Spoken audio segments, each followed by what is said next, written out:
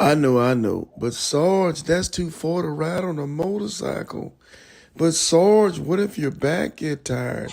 Well, Sarge, what if I get lost? I was asked the other day, hey Sarge, why you never play any fast music on your podcast? It's simple. I'm petty. Ladies and gentlemen, boys and girls, this your man Kodak, the most hated, coming to you live from the Iron Elite podcast with my man Big Sarge, where we always keep it motorcycling.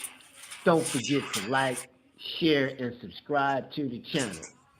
You know what it is. Hey man, good morning. It's your boy Sarge, man. I was going through some things this morning, but I think I got it together. Y'all know what it is, man. We're going to be talking about a fabulous ride, I-10 to the end. I got some special guests. Let everybody know we're on. Share it with a friend, man, because we're going in.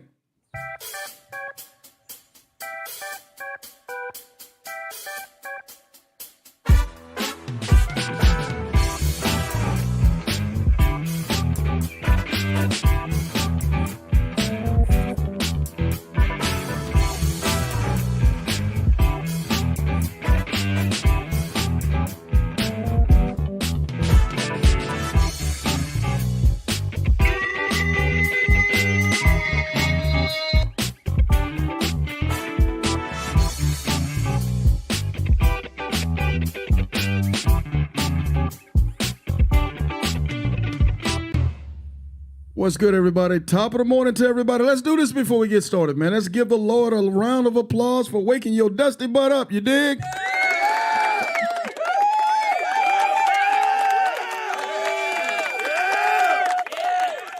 Yes, sir, man. Welcome, everybody, to the Iron Elite Podcast Show, where we talk about motorcycling elite. I know. Sarge, we always got to talk. Yeah, we pretty much always got to talk about motorcycles on this channel, man. We just got to do it. But today I have two special guests that just came back. Just came back from the I-10 to the end. They made their ride successful. They did it the right way. They made it look easy, so that tells me one thing. They were prepared. And they were ready to execute the plan accordingly. And most important, they didn't beat each other up, so I know they got a good relationship. So, fam, let's do this, man. How are you guys doing this morning? What's happening? All right, good morning, Sarge. Good morning, Hardcore. Hey, good morning. Doing good. Hey, that's what's good, fam. How do y'all feel, man? Y'all back from the West Coast and been on that crazy highway. How you guys feel this morning, man? Yeah, so we've been back maybe about a week now, so I think we're back in the groove. Matter of fact, we jumped right back in the groove. You know, we had a little delay coming back, so we didn't get back when expected. However, we're back in the groove. Moving, feeling good, man. Glad that we were able to accomplish it. That's what's up. Hey, so I think Hardcore, we're kind of dealing with your audio a little bit, but we'll kind of work our way around it.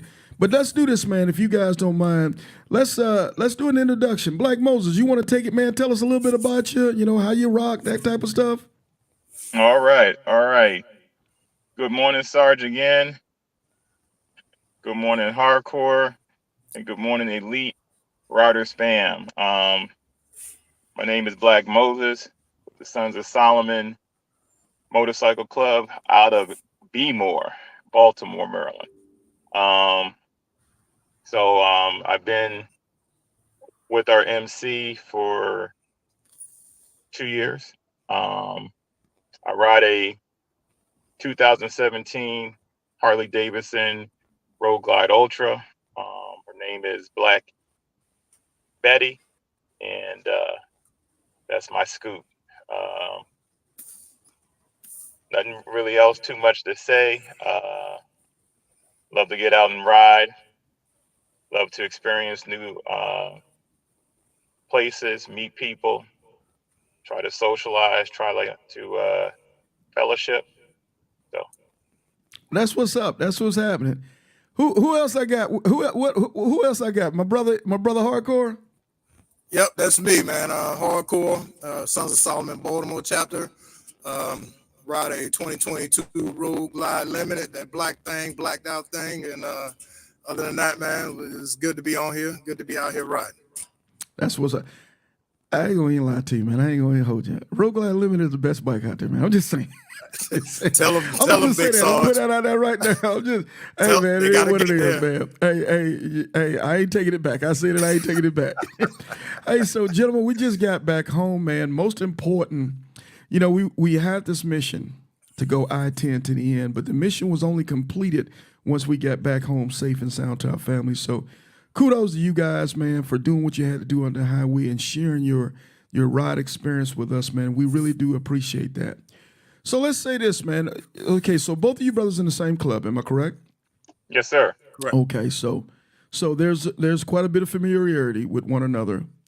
So let's take it from the top if you guys don't mind. So from the time you reached out and said, Sarge, I think we want to go ahead and make this ride, to the time of the ride, how much time did you guys together as a team or as club brothers had to prepare for the ride itself? Well, we kind of ride all year round. That's just what we do. So as far as trying to prepare and kind of get yourself ready for a ride, I know I'm a last minute type of packer. So, and I've learned from past experience because we went out west last year because we had our nationals in Vegas. So I learned a lot on that ride. So it didn't really take me long to prepare myself for this ride. Okay, fair enough. Is that the same for you, hardcore? You were just ready. You stay ready, so you don't have to get ready. Yeah, for the most part, of course, you know, you make sure the bike is serviced and you're ready to get out there. But other than that, you know, like Black Moses said, you know, we're out there riding. So really wasn't a huge deal. I mean, we as far as preparation, it was like kickstands up, where and what time. And we got it from there. We'll figure it out from there, you know. I like that, man. I actually think everybody should be like that. You know, but that's a luxury. I think when we're riding, you know, hey man, keep riding. So because you keep riding, it shouldn't be anything different. It shouldn't be anything different at all. And if now I'm gonna say this. If you don't leave 295, if you stay like down here in Florida, we stay in the neighborhood. Yeah, that's a whole different thing. But if you're a rider, anyway, man, I'm gonna leave my city alone, man. Hey, shout out to my city, man. God bless everybody. But if you're riding consistently, you're right. There really shouldn't be anything special out of the ordinary that you're doing because you're just used to riding like that, and you're used to packing your Right. bike and preparing your bike and getting your bike ready. Am I correct, gentlemen? That is correct. Yes. Okay, And awesome. So, Sarge, you know what? I guess I will add this in. Okay. While for both hardcore and myself, it might not have took us long to get ourselves prepared for the ride. Once we got riding, we had heard from a lot of guys, "Oh, I wish I had known. Mm, I would have tried to make the ride." mm. As you're aware of, when you put something out, you may get a slew of people up front True. that says, "Oh yeah, I'm gonna make that ride." But then That come many like the people. day of the ride, you're That only many down to people. probably one or two people. For sure. So knowing who you are going to ride with, especially on a ride of that magnitude, is key. For sure. Hey, I heard somebody say years ago, I think it might have been Big Sale say years ago, motorcycling is an individual sport with team players. So Mhm. so you have to be prepared to ride by yourself at all times. Now the beauty of it is being able to have brothers to ride with you. But if they just can't make it, the dog has to have a C-section or something goes on. You got to be prepared to take that pack and get behind on those handlebars and keep it going. So, fellas, so we get ready to take off. When did you guys leave? Because y'all had to come down from Baltimore to Jacksonville. What was y'all start time or start date? April 1st. Yep. I think we met up. Kickstands up was like maybe 6 a.m. on April 1st, headed south to Jacksonville, which was a Okay, Monday. so you probably had about a 13, 14 hour run before you even started the I-10. Am I correct? Correct. Okay, because BMO is a nice little ride from Jacksonville. I think you guys 800, maybe 800. Yep, a little over 800 miles. Yep. A little over 800 miles from the very beginning. So you guys take off, and I think with you guys, I think I end up having to meet you guys over in Arizona. Am I correct? Yes, sir. Because We I think actually we were met at your Arizona Soul Brothers. Soul Brothers 50th Yeah, yeah. anniversary picnic that day on Saturday. Right. That's right. Because I think we're on the 10 at different times, but I think I had to leave maybe a day right before you guys got out. So let's go ahead and take it from there. So we get ready. We take off on the 1st of April. Am I correct? Yes, sir. Okay. So That is correct. So we leave Jacksonville. So coming out the gate, you guys got to Jacksonville that night and spent the night. Am I correct? Yep. Okay. Yes. We actually spent the night about 8 minutes away with a little hotel about 8 minutes away. Probably Okay, not it must have been a choice bad hotel that most people would tend not to stay at, but we're only getting, kind of like a few hours of sleep. So to me, Yeah. this is for me, it doesn't make a difference. Yeah. So you guys were at the Momo. When in the hotel, y'all was at the Momo. We had the Momo for sure, yeah. Hey, for sure. Hey, man. Hey, I got a legend on with us today, man.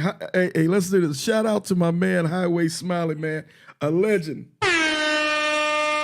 That is my guy, man. Highway Smiley. Good to have you on this morning. So, fellas, we get out the gate. We done stayed at the Momo. Us and all the other crazy people at the Momo. So we get out the gate. What time did you guys leave that next morning? So I think we got to the BP 634 Stockton maybe around 5 a.m. A little after 5. Yeah, and probably we were on the road by 5:30 for sure. Okay, cool. So daytime, no real issues with visibility. Am I correct? So No I real think issues.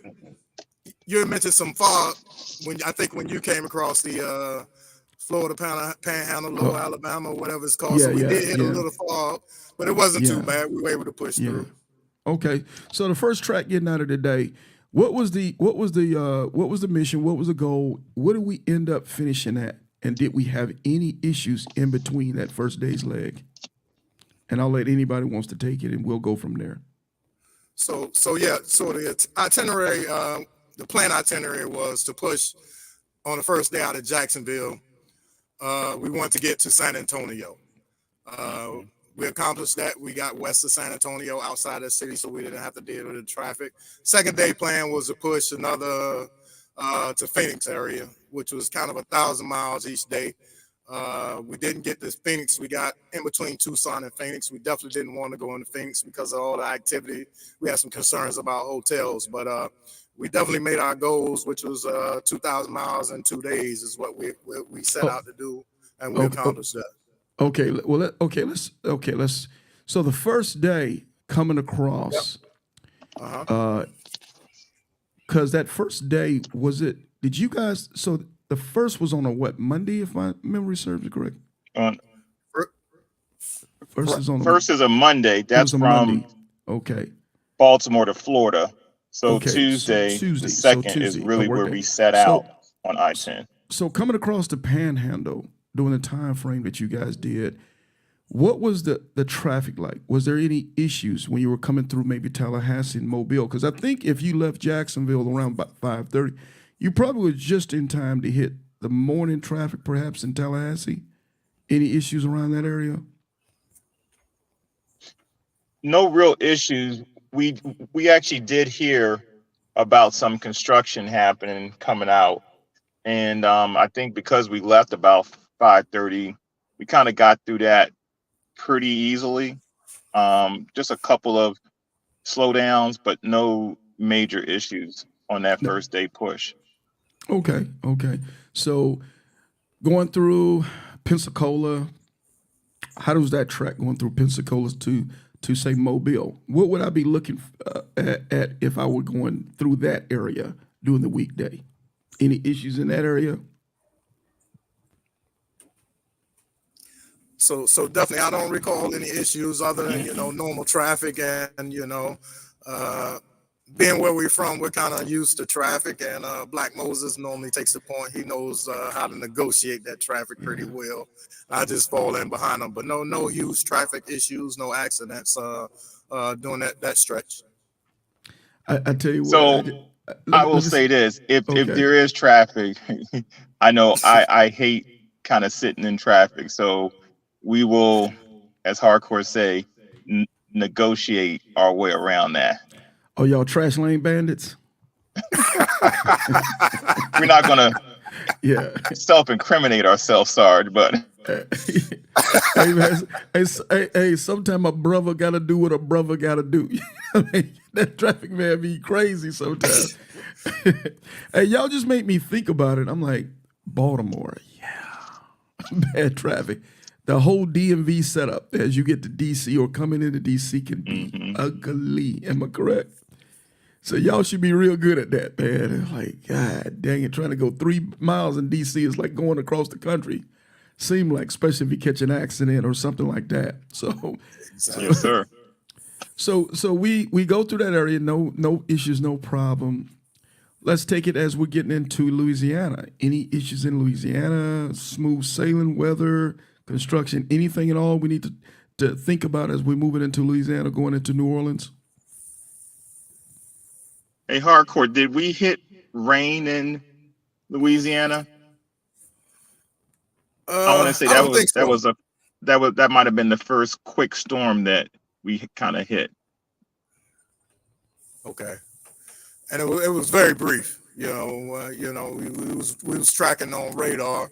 We saw the weather coming, and as we was running across 10, we pointed up at the clouds. And as soon as we pointed up a couple of miles, we was in it, and then we got right out of it. So, speaking of weather, do you guys use a particular weather app?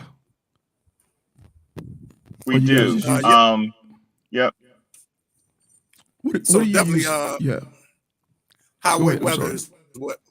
is highway weather, and that kind of pinpoints you know where you're at on the highway, what time you're there, and then it kind of lay out the radar for you as far as traveling. I think at 80 miles an hour to tell you what the weather is like ahead in the direction that you're going. So that's a pretty useful app. Like I said, when we use it that particular time, we knew we were going to hit weather, and we knew it was coming because we saw it on highway weather. So yeah, that's a pretty useful app. Highway weather, like I said, it's a little bit, in my opinion, better than some of the other radar apps because it pinpoints you via GPS exactly where you're at on the highway and exactly where you're expected to be at a certain time.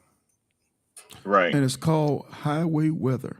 Highway weather. Yeah, I posted that, Sarge, on the Elite Rider group. I also posted the other app that came in extremely helpful, called I-Exit.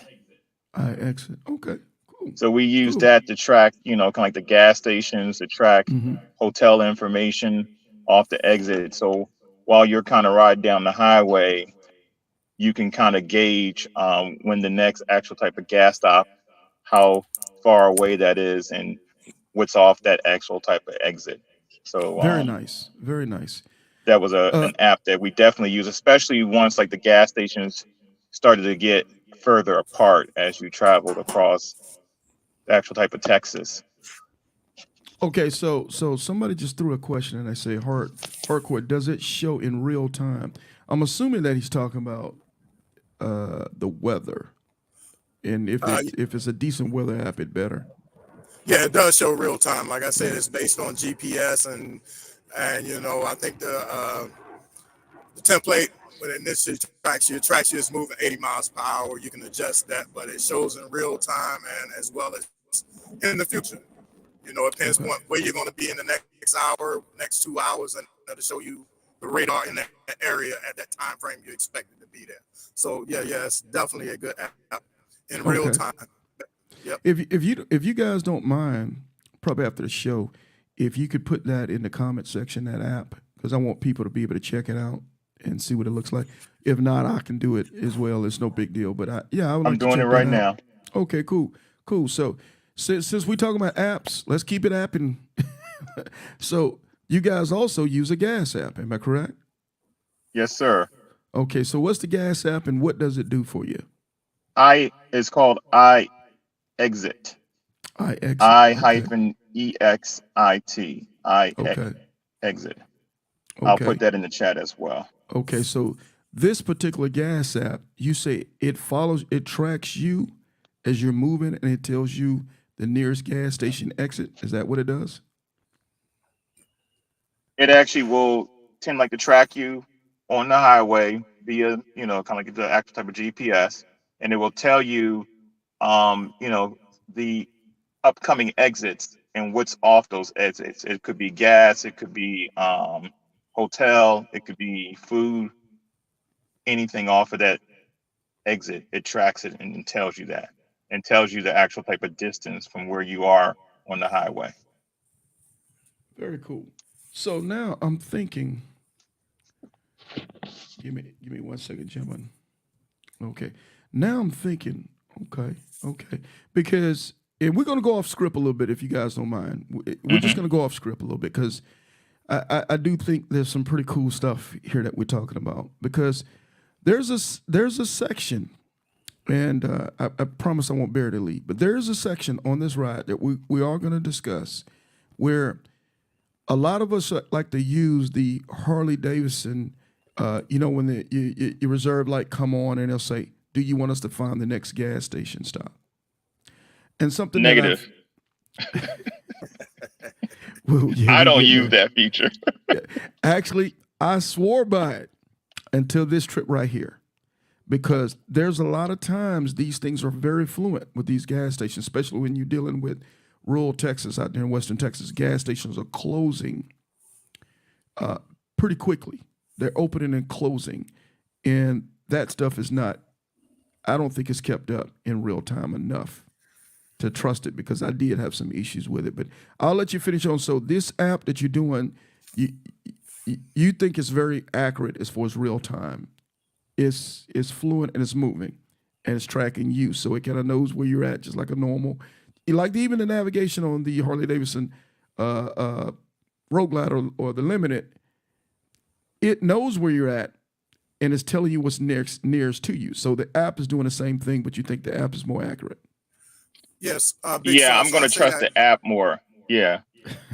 Okay. And I say with the Harley Davidson navigation, if you actually look at that and watch the arrows where it's pointing, it'll may show you a gas station that's behind you. Okay.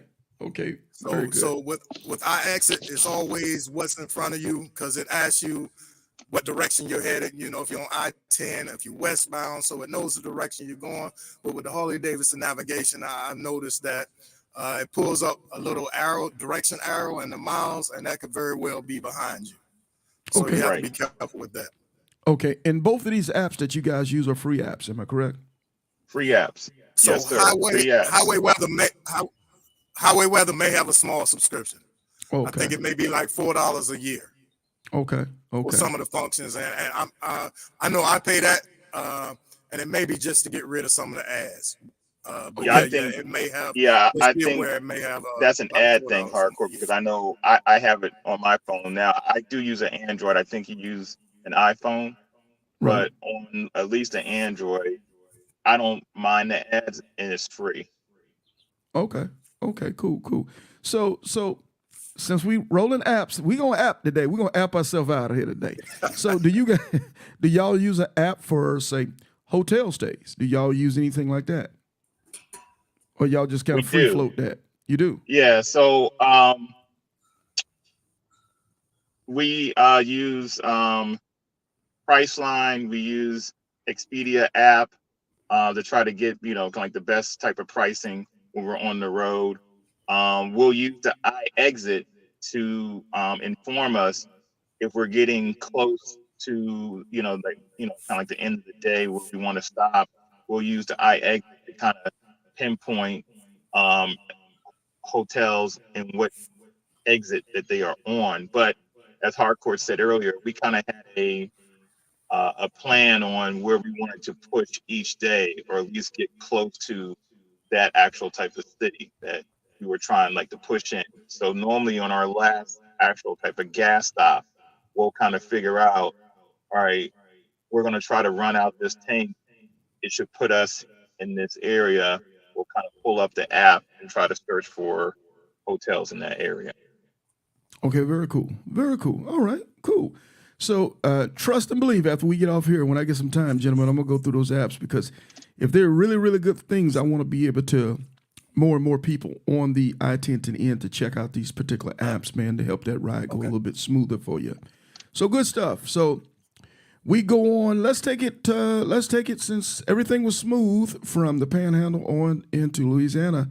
So that first night, we're not going to count Jacksonville, but we're going to say the first night of the I-10 to the end. Again, one more time, where did you stop to bed down at? So Kerrville, Texas, which is on the other side of San Antonio, Texas. Okay, so you guys got out there. The first day you had a real good run then. Definitely. Yeah, if you were on the other side of San Antonio, you had a good run. You had a really, really good run. I want to say your run probably the first day was probably 1,100, if not better. Yeah. So our first 2 days we did pretty much, like 1,000-mile run each day. So I did notice when we were coming through San Antonio, they did have construction, even though we were running. I think we were running about 10 p.m. around that time that we were coming through San Antonio. So they did have construction. So all the traffic got down to one lane, and the wind did pick up on I-10 coming just into San Antonio. It was something strange about that 2 week or week and a half time span. I would say that last weekend in March, around the 30th, 31, all the way up until the 6th or 7th of April, man, everybody took a butt whipping back there on that wind. Everybody did. And who was that? That was now Black Moses. You the one to ride the Ultra? Who's got the Ultra? I got the Ultra. Yeah, I got the older bike between us too. How did the Ultra handle in that wind back there? My bike handles well. I mean, I don't have any issues with my bike in the wind, and we got some wind on this ride, especially on the return trip home. So it handles okay. Because it is a Road Glide Ultra though. Yeah, it's true. Right? It's a heavier bike, a bigger bike. It is a heavier bike. Road Glide Ultra, correct? Yeah. Because I noticed now. I noticed the street lines. They caught HELL. They did street lines. They got that work. Them street glides. And shout out to Cinnamon. She was riding what's that? An Indiana Scout. A little bike, man. And she was she was getting to work. And the ladies were telling me that even rode the Road Glides. They said they would get as much as they want to handle, man. So, just something to think about when you're going across this time of year and in the summer. That wind is gonna kick out there. You're gonna have to deal with it going through the desert, especially. So, just something. Well, like the saying is, it ain't no glide unless it's a road glide. True. True. Facts. And also speaking on that wind, Big Sarge, you know you're in trouble when you see those big windmills on the side of the highway. That's a definite. We don't talk about it. Yeah. Not only that, but when you start to see the dirt devils, you start to see the little what do you call it? Little cones. The little dirt devils. Isn't that what they call it? Yeah. I've seen those. When you start looking at it in the desert floor, you start seeing them babies 3, 4, 5 of them on the north side, 3, 4, 5 on the south side. Like, let me get on out of here, man, because somebody's finna get this work. Somebody's finna get a face full of sand, and they ain't playing with you. Not to mention this, if the trucks are coming through as well, and you're kicking the wind from the trucks are trying to pass each other. One truck is doing 68, the other truck is trying to pass him at 70. Mm-hmm. And you just getting rocked all over the place because they taking 10 days to pass each other.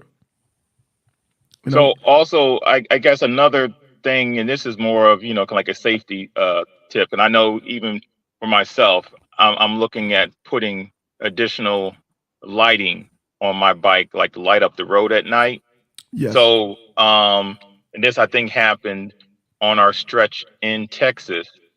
You got to be on like the lookout for those the actual type of tires that tend like to break off of these trucks. And because a lot of times they're lying in the road, and just so happened we were behind a tractor trailer, and he had swerved to miss one of those actual type of tires in the road. And that made me also swerve because I didn't actually see the actual tire. And it was pretty late at night. Oh boy. Oh boy. Well, we'll talk about it. So, hey, so let me do this real quick for everybody. We're getting ready to move over to YouTube. I only normally stay on Facebook about 25 minutes, and I'm a little bit overdue. So if everybody can do this for me, if you can go ahead and open up a tab, move over to Sarge Life and Motorcycling, the YouTube channel. You'll see it on the bottom ticker. I'm going to go ahead and kill the Facebook stream in about 60 seconds. So I'm going to give everybody a chance to move over to YouTube if you don't mind. And oh, by the way, coming over to YouTube, if you can go ahead and hit us a like. And if you hadn't subscribed, please subscribe to the channel, man. So we appreciate everybody that's on with us this morning. So let's go back. Let's talk about that. So your bike, you just got stock lights on it. Nothing additional, no additional fog lights and those type of things. Yeah, it's just the stock lights. I mean, I do have additional turn signal lights up top, and they are like LED, but they're not the best. Okay, I understand. As a matter of fact, we did a segment on here when I had David Bell, and we were talking about some 2 or 3 different types of lights that he was using. You know, and I just got to keep it funky. Us guys, as we get older, and girls as we get older, man, that night gets real tricky on a motorcycle, man. You know, stock lights is just not in anymore. You know, and I'm with you, man. I mean, I think David Bell did one on I think it was the Denali, and then he did Forgive Me, David. If you're on here, David, tell me those 2 lights that we talked about. I think one of them was a Denali, and I can't remember what the other one was. But they were bright as all get up. And he actually did a test when we had it on YouTube, and he showed the different types of bikes and how it lit up. And man, he was not playing. I remember when him and his wife came through, they were lit up like Christmas trees as far as being able to see on the road.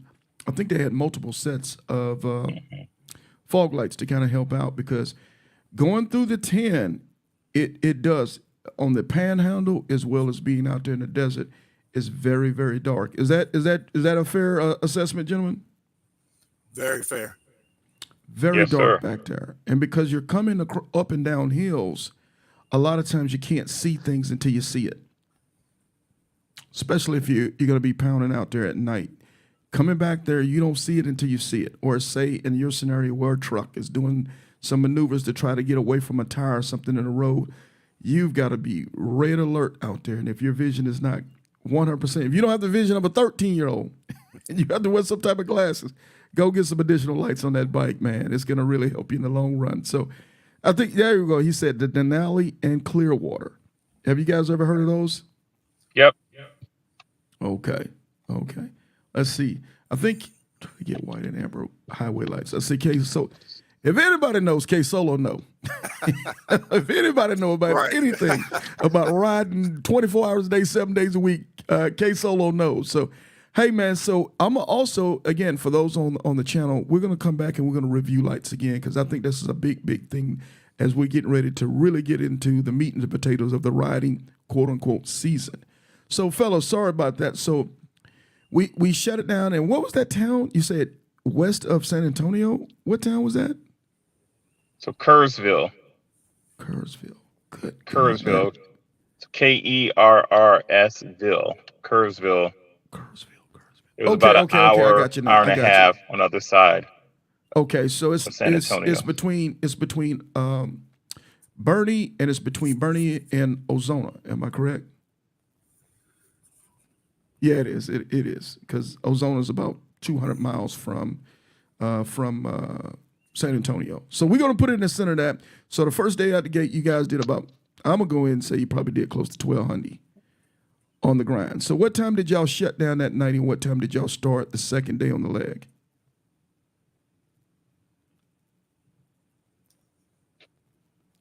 Can you hear me? Black Moses, Yeah, I can hear you. I don't know, Black Moses, Okay. you got that time. We didn't run too late. I know we were kind of trying to avoid the darkness out there, as much as possible. We ran as long Right. as we could. So maybe about 10, 11, would you say, Black Moses? Was it about that time, or did we run a little longer? You recall? It was about 11. Yeah, it was about 11. So y'all shut it down about 11 o'clock that night. Okay. Okay. Cool. Cool. And I'm trying to think doing that area, man, doing that stretch. It's not a ton of gas stations in that little stretch that after burning probably 100, So, 200 miles. so I tell you what, it's an interesting story. The reason why we got to Kerrsville, we actually stopped at, kind of like the actual type of Buc-ee's in San Oh, Antonio to get something to eat. So that was okay. our actual type of dinner stop. So we stopped Okay. there to get something to eat. We ran into a guy who had just came from San Antonio, and he had a trailer with some motorcycles on it, BMWs, and he was a guy who restored BMW motorcycles. So he was saying, well, pretty much once you got past Kerrsville, there wasn't much to stop at. So that would be the best place for us to stop outside of like the San Antonio traffic, and also like the gas up, and they had hotels there. Okay. Okay. Cool. We're killing Facebook right now, folks. Move over to YouTube, please. Okay. Okay. Good to go. So now we're getting up the second day, and you said the second day you guys were trying to take it all the way to. You were trying to hit Cali on the second day. No, more so trying to get to Phoenix. Phoenix Trying to get was to our Phoenix. target. Okay, Yep.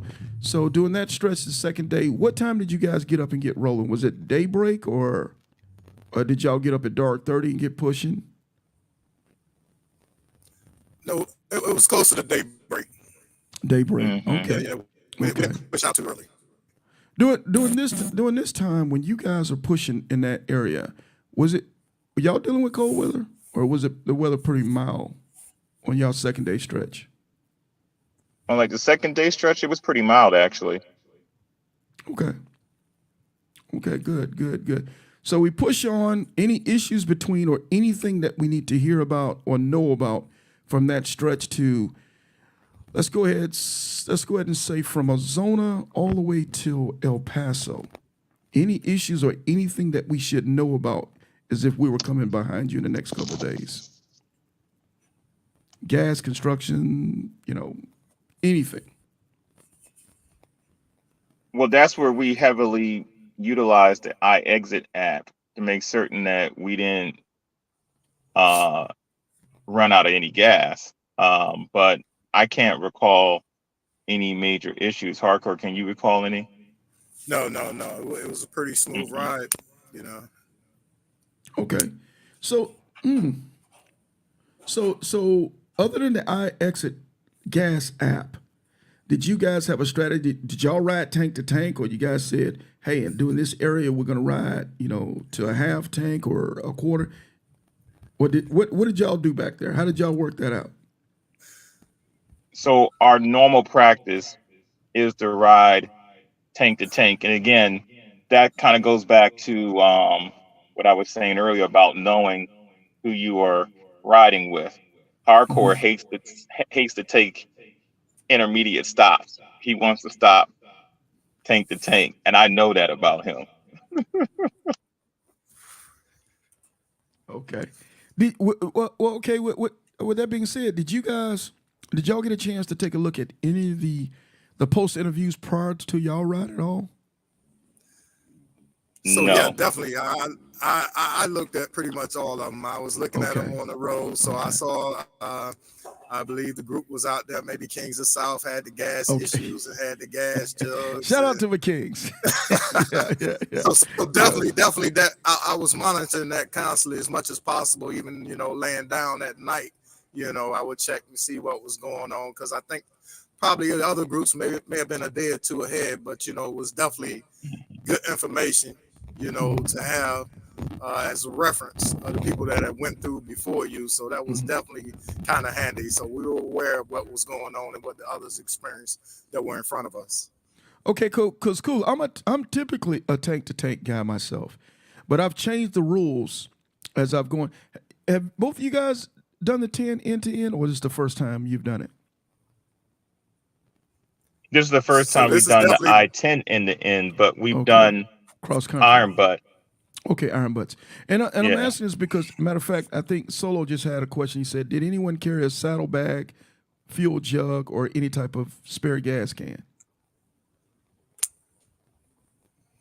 If you I did, did you not. didn't. We didn't. I don't think we did. No, I Hey. don't think Black Moses had one. At least he And- didn't and- mention it. No, But, I didn't have one.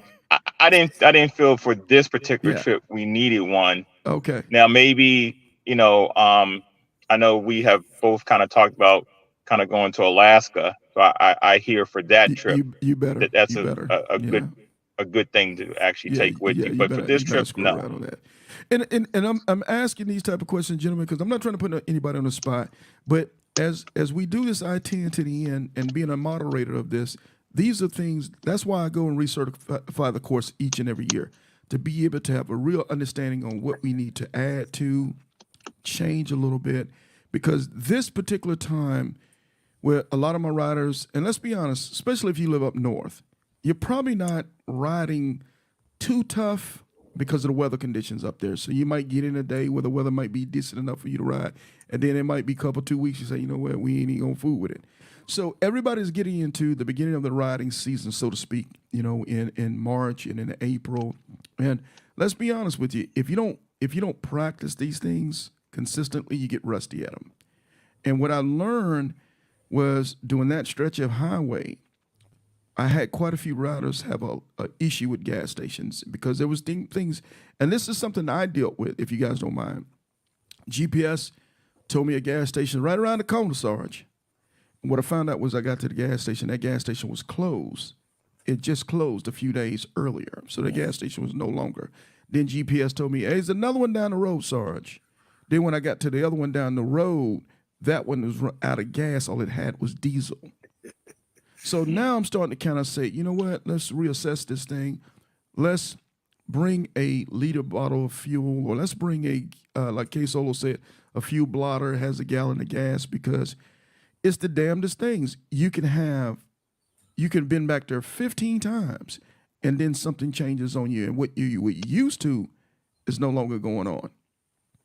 So that's why I was kind of homing in on asking the questions about that, because, and let's be honest, y'all skilled at doing what y'all doing. So y'all are veterans doing what you do. But every once in a while, baby, you get caught slipping. You get caught slipping. It's ugly doing that stretch of Texas. What do you guys think about that? What's your opinions on that? So yeah, definitely, you have to be careful out there, and even though I normally run tank to tank, that's not an area where I really, even though we have the tools and technology, like you said, you can very well get somewhere and the gas station is closed down. So I definitely wouldn't recommend running tank to tank in that particular area. And especially in late hours, if you're running, after hours, late in the evening or at night, very well some of those local mom and pop gas stations they'll get you. Very well be closed for the night. They'll get so you. Definitely, that's not the area, to run tank to tank. You want to reserve your fuel and make sure you can get to the next gas stop for sure. Yeah, definitely that stretch. I would say that stretch all the way going from, really, I think from Bernie to El Paso. I call it the gauntlet. I call it affectionately. That's if you're gonna slip up, that's gonna probably be the area you're gonna slip up at, because the speed limit back there is 80 miles an hour. So if you're on a motorcycle, you're gonna do 90, 95 because it's 80. We can't do the speed limit. We got to do something extra. And again, because things are so fluent back there and things close at different hours and those type of things. So, gentlemen, if you don't mind, take me from El Paso into Phoenix. Anything to talk about? Any issues or anything that we should know about doing that stretch?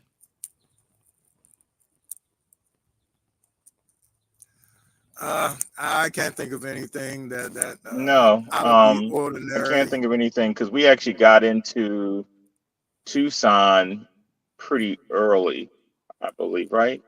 Or did we get there late? It was early than normal. It was maybe about nine or something like that. It wasn't as late as we normally stop. Yeah. So yeah, it was pretty uneventful that particular stretch. Right. Okay, fair enough. Okay, cool. So no issues. You guys didn't deal with no issues with construction and traffic issues in El Paso. That was pretty smooth for you guys getting through there. We hit traffic, but it wasn't overwhelming. Okay. Yeah.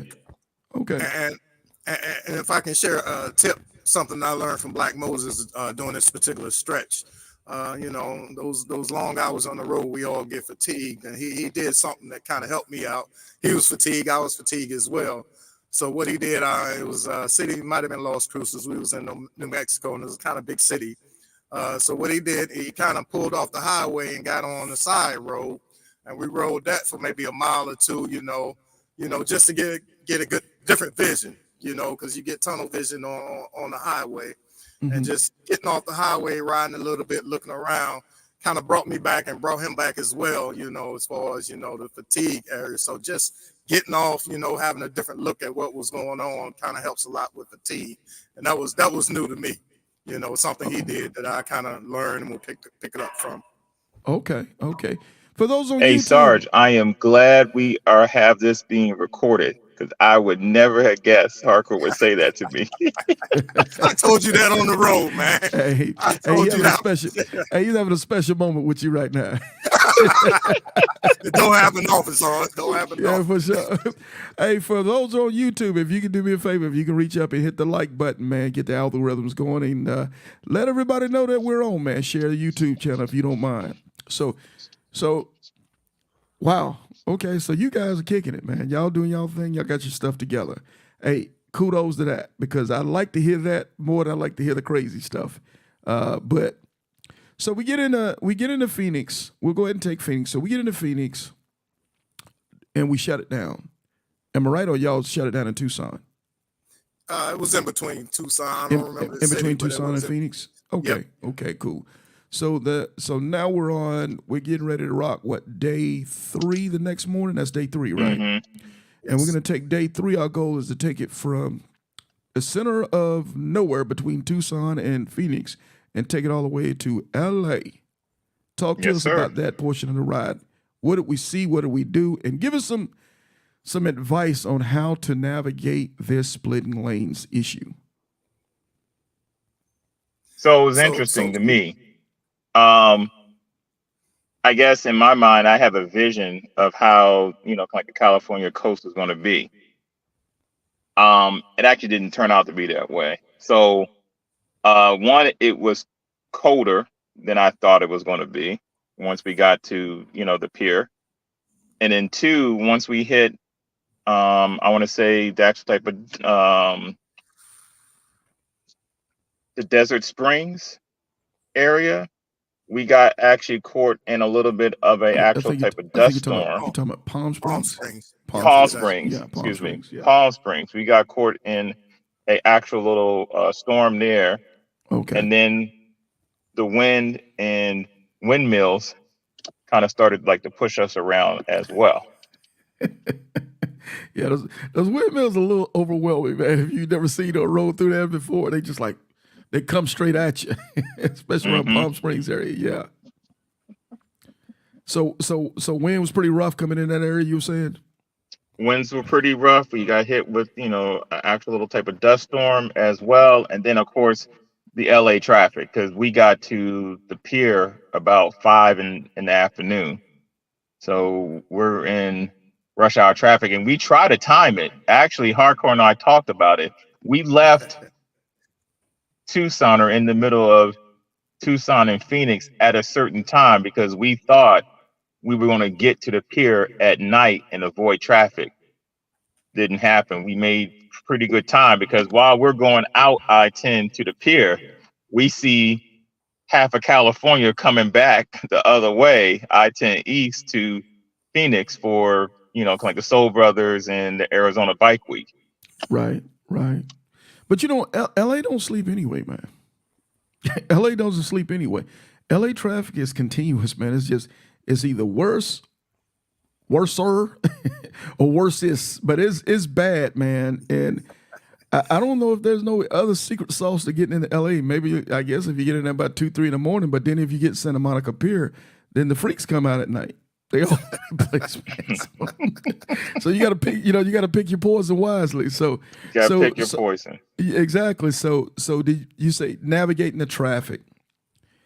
Well, you So guys like the doing a one lot. thing that did help us, hardcore reminded me, it's legal to split lanes in Cali. So Facts. that actually came in handy. Matter of fact, David Bell said, now Arizona's what I just found out from this trip last. Arizona's on board now. David Bell tells me there's 5 states allowing lane splitting now. Colorado signed up recently, so now it's Cali, Utah, Arizona, Montana, and Colorado. Texas and Florida, get it together, man. Get it together on this lane splitting. And here's my tirade, man, for people that don't know, ignorant people that just don't know. Motorcycles are not just trying to get out of traffic because they want to get out of traffic. Motorcycles need to get out of traffic because motorcycles are going to run hot. Brake lines are gonna get hot. You have the chance of tearing up a clutch. Not to mention that the gas clutch brake. And I'm doing that for 30, 45 minutes to an hour, depends on what the situation is. Eventually, it's gonna wear you out to keep that bike up without putting your foot on the ground when you're moving at 2 miles an hour. That's a circus act.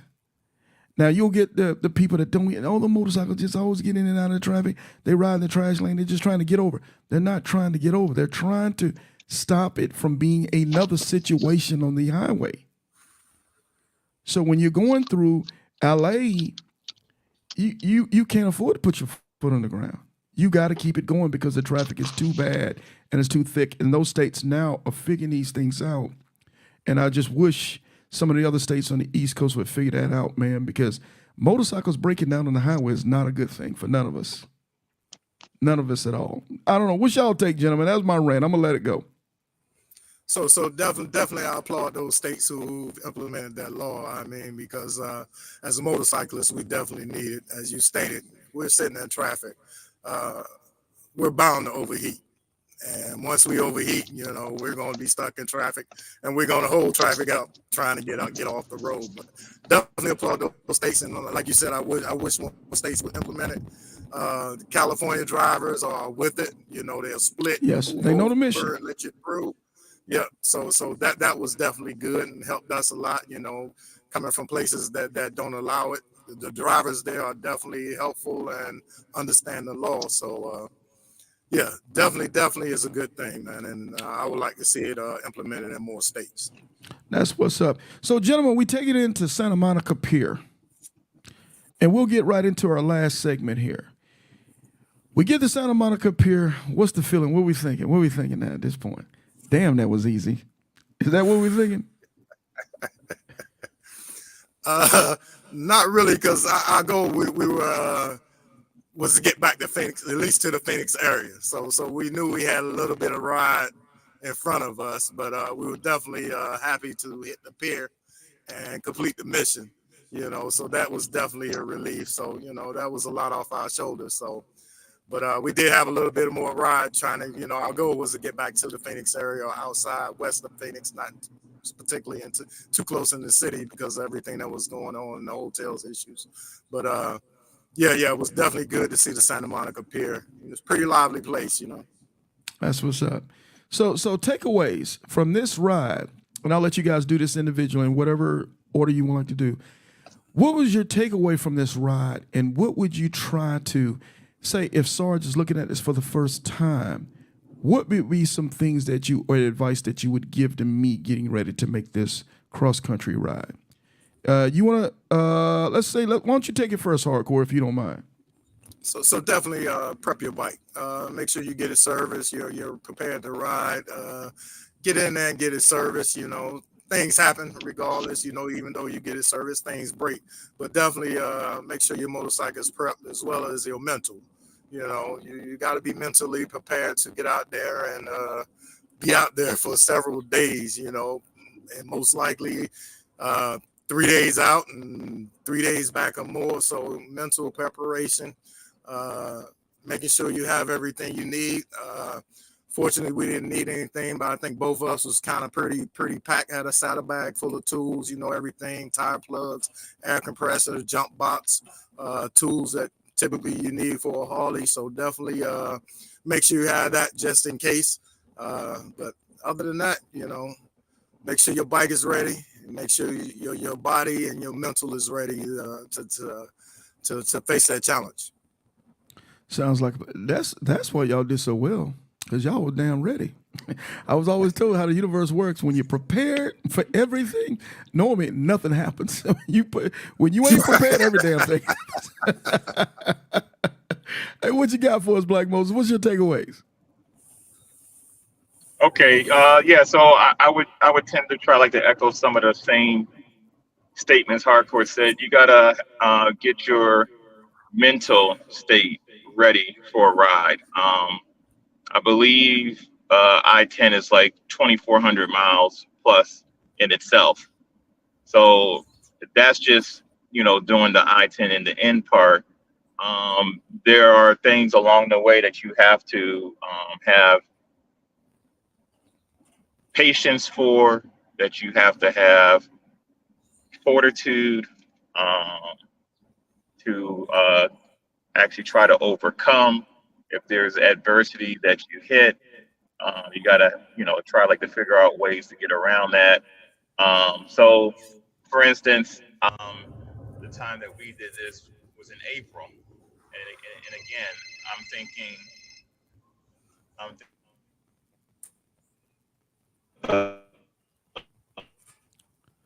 And we losing him a little bit, I think. and it,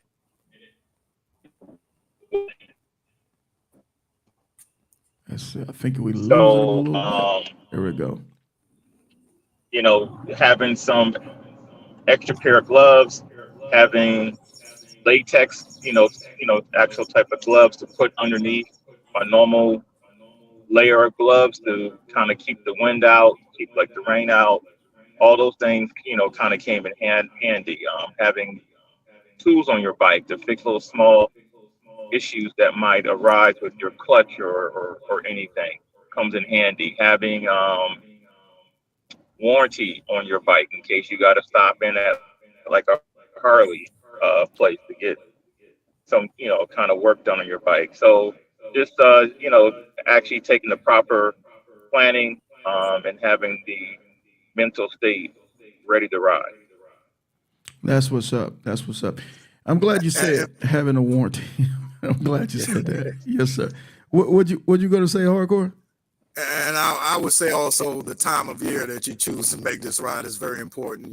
We did it in April, August, July. I'm sure that's a whole different It's a whooping, man. It's a whooping. I've done it, sure man. that's It's a a whole whooping. different Yeah. beast. Yeah. So no offense to nobody's ride. I'm gonna just say this, man. If you're going across in April and October, to me, are the sweet spots. Anything else, oh my God, it could just be anything from crazy cold to crazy hot, bruh. and when you're dealing with crazy hot, you can only take off so much stuff. and you're gonna get toasted. It is what it is. But gentlemen, let me say this, man. Thank you so much for caring enough to share your ride with us, man. What you guys did for us and giving of yourself with your ride is just making us better motorcycle riders and making us a better motorcycle riding community as well. So let's do this first and foremost, man.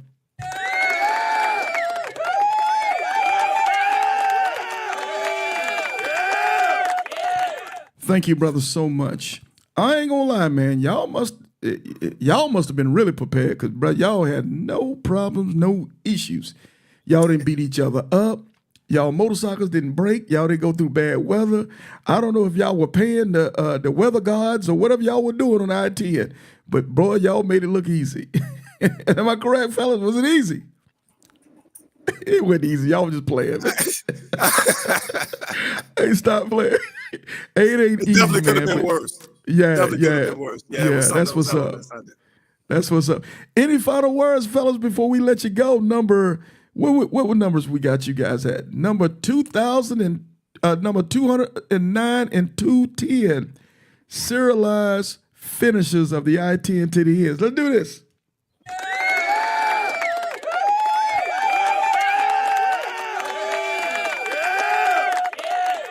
and they came back home with 10 toes and 10 fingers. Any last words for us, fellas, before we shut this down?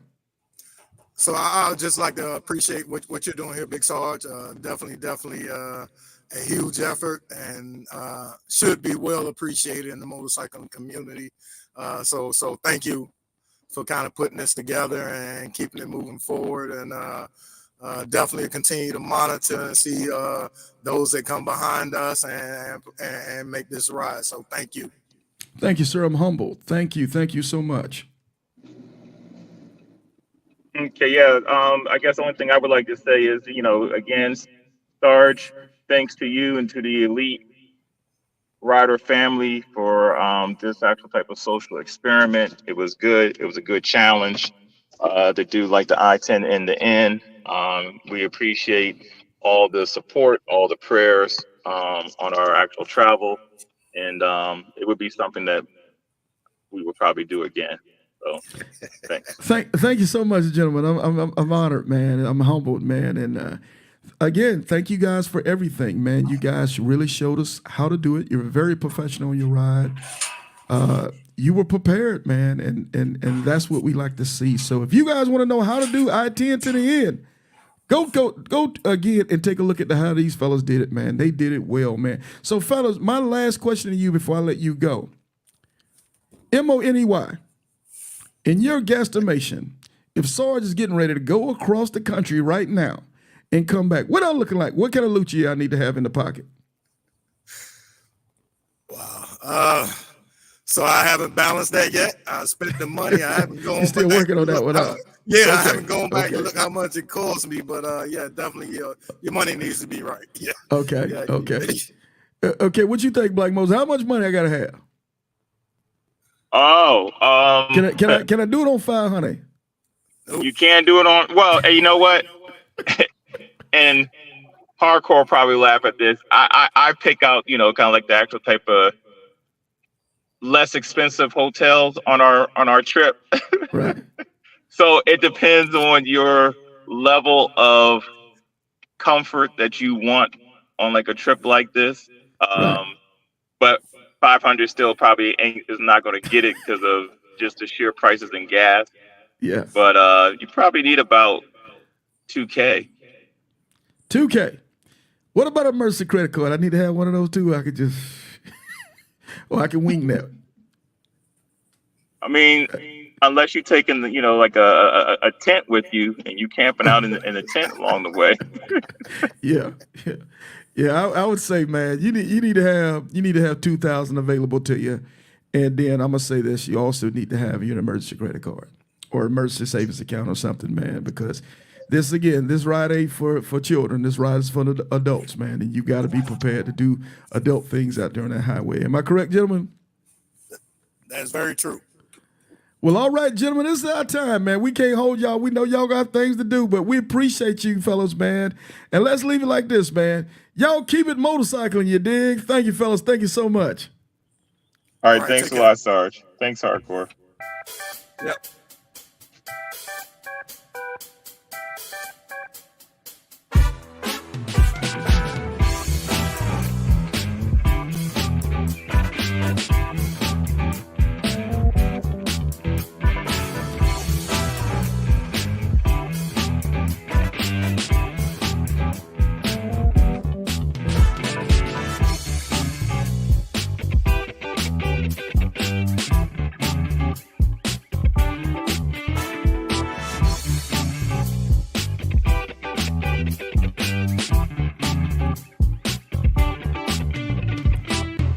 Hey, man, one more time, thank you to Hardcore and Black Moses, man, Sons of Solomon MC out of Baltimore, Maryland, came through and blessed us with showing us how to get across the 10 to the end and do it properly with little to no issues at all, man.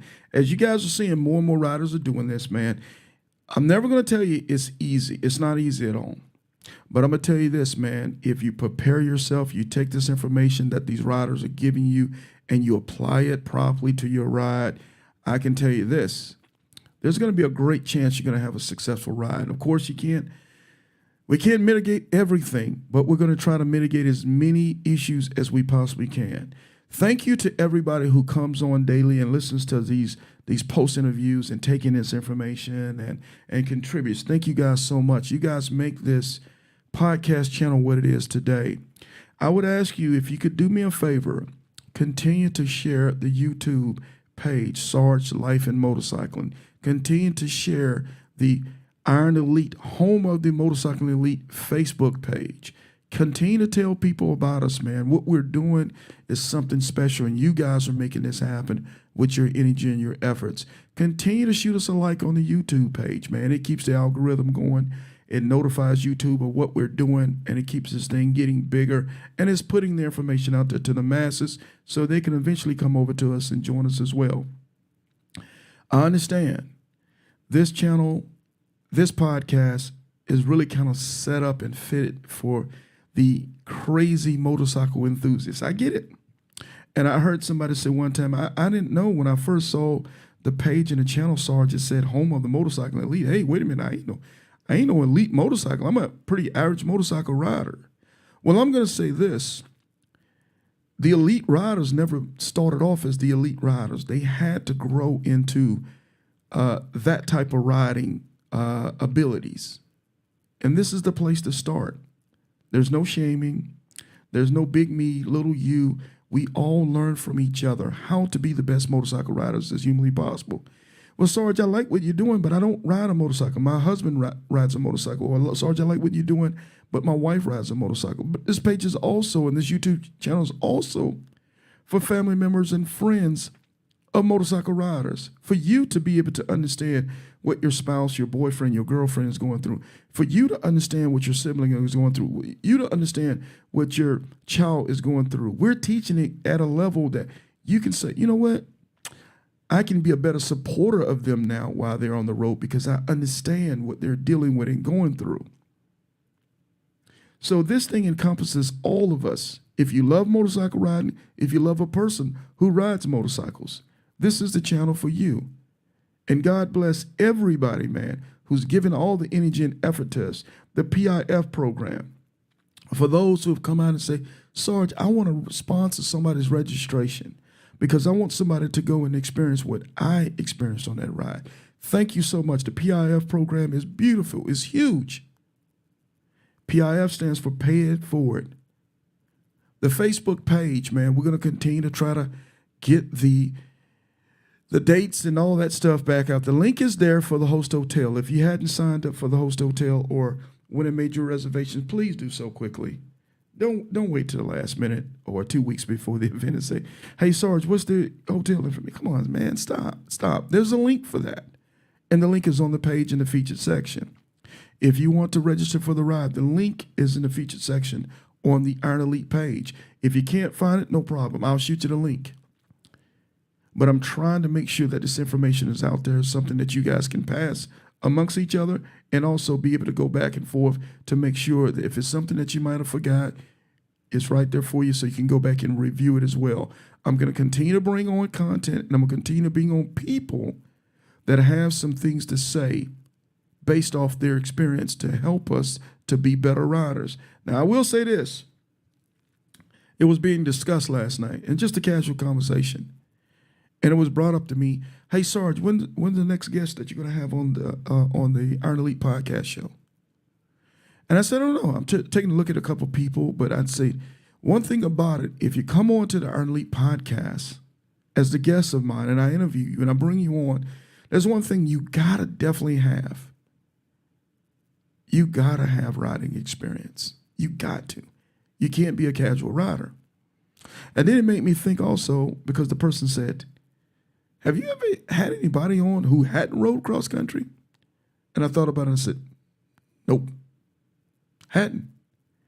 To get in the gate, you got to be able to have rode your motorcycle across the country.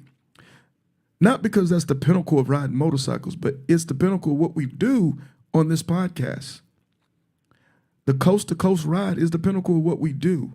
So I'm always going to make sure I keep it pure, and I'm going to have the most experience on the podcast. So I'm going to make sure if I bring people on here, they have credibility. They have the acronym. So when they're telling you things, they're not telling you based off what they've read on a book or magazine or what they've seen on somebody else's YouTube channel. They've got to have the experience, and they've got to been willing to share their experience, because it's not going to be any cap on this page. Ain't going to be any posing to closing on this Iron Elite podcast. People that's going to be on this podcast teaching and sharing experiences with other people, they're going to be walking the walk as well as talking the talk. I can promise you that, because I think that makes for a better quality platform.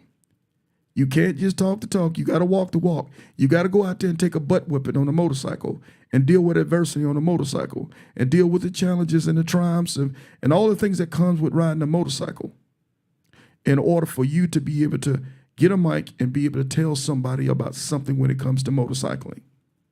I can promise you that that's something that we're going to do, and we're not going to water it down. I don't care.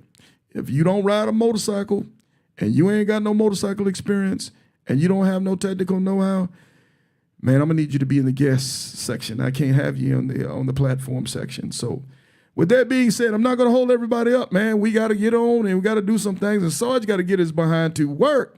So in the meantime and in between time, man, y'all keep it motorcycling, you dig?